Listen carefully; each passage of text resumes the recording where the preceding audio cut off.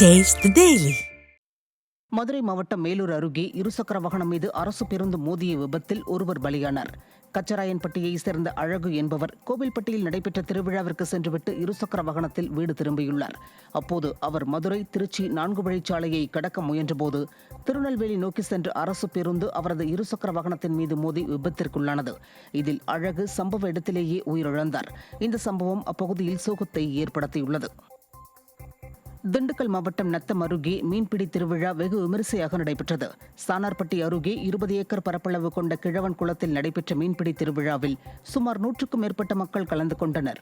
இதில் ரோகு, பாப்லெட், குரவை, கெண்டை போன்ற மீன்களை பிடித்தனர். மேலும் சிலருக்கு 1 கிலோ முதல் 2 கிலோ எடை வரை மீன்கள் கிடைத்ததால் மகிழ்ச்சி அடைந்தனர். சேலம் மாவட்டம் ஓமலூர் அருகே தார் சாலை அமைக்கும் பணியை விரைந்து முடிக்க வலியுறுத்தி அப்பகுதி மக்கள் சாலை மறியலில் ஈடுபட்டனர். அழகு சமுத்திரம் ஏரியிலிருந்து சந்திராயன் கோவில் வரை சுமார் 37 லட்சம் ரூபாய் மதிப்பீட்டில் தார் சாலை புதுப்பிக்கும் பணி நடைபெற்று வருகிறது.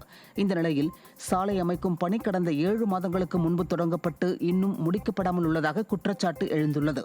இதனை கண்டித்து அப்பகுதி மக்கள் தாரமங்கலத்திலிருந்து சேலம் செல்லும் தேசிய நெடுஞ்சாலையில் செடி கொடிகளை சாலையில் போட்டு மறியல் போராட்டத்தில் ஈடுபட்டனர். மதுரை மாவட்டத்தில் உள்ள கள்ளழகர் கோவிலில் விடுமுறை தினத்தையொட்டி பக்தர்கள் கூட்டம் அலைமோதியது. மேலூர் தாலுகாவில் உள்ள கள்ளழகர் கோவிலில் வார விடுமுறையொட்டி ஏராளமான மாணவ மாணவிகள் மற்றும் சுற்றுலா பயணிகள் வருகை தந்தனர். இதனைத் தொடர்ந்து ஆயிரக்கணக்கான பக்தர்கள் புனித நீராடி தங்களது நேர்த்திக்கடனை செலுத்தினர். இதனிடையே போதிய அரசு பேருந்துகள் இயக்கப்படாததால் பக்தர்கள் கடும் அவதியடைந்தனர்.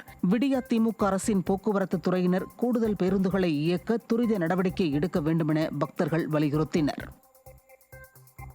திருப்பத்தூர் மாவட்டம் ஆம்பூர் அருகே ஆட்டோ மீது கார் மோதி விபத்திற்குள்ளானதில் பெண் ஒருவர் உயிரிழந்த சம்பவம் சோகத்தை ஏற்படுத்தியுள்ளது. பெங்களூரு தேசிய நெடுஞ்சாலையில் ஆலங்குப்பம் என்ற இடத்தில் முன்னால் சென்று கொண்டிருந்த ஆட்டோ மீது பின்னால் வந்த கார் மோதி விபத்திற்குள்ளானது. இந்த விபத்தில் ஆட்டோவில் பயணித்த குப்பம்மாள் என்பவர் பரிதாபமாக உயிரிழந்த நிலையில் 4 பேர் காயங்களுடன் அரசு மருத்துவமனையில் சிகிச்சைக்காக அனுமதிக்கப்பட்டனர். தகவல் அறிந்து சென்ற போலீசார் விபத்து குறித்து வழக்கு பதிவு செய்து விசாரணை மேற்கொண்டு வருகின்றனர்.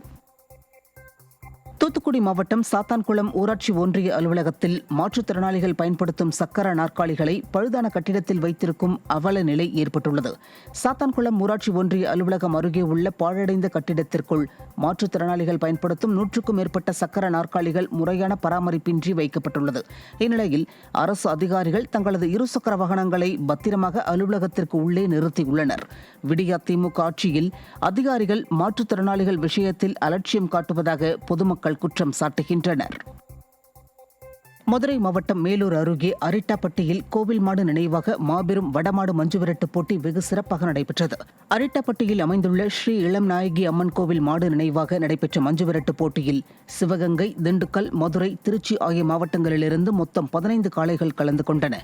இதில் வெற்றி பெற்ற காளையின் உரிமையாளர்களுக்கு பரிசுகள் வழங்கப்பட்டன. இந்த போட்டியை சுற்றுவட்டார கிராமங்களைச் சேர்ந்த ஏராளமான மக்கள் கண்டு ரசித்தனர். சிவகங்கையில் போக்குவரத்து காவல் சார்பு ஆய்வாளருடன் வாக்குவாதத்தில் ஈடுபட்ட பிஜேபி நகர் தலைவர் கைது செய்யப்பட்டுள்ளார்.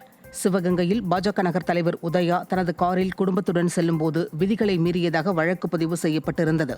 இந்த நிலையில் சிவகங்கை கோட்டை முனியாண்டி கோவில் முன்புள்ள போக்குவரத்து சிக்னல் அருகே பெண் சார்பாய்வாளருக்கும் பாஜக நகர் தலைவருக்கும் கடும் வாக்குவாதம் ஏற்பட்டுள்ளது.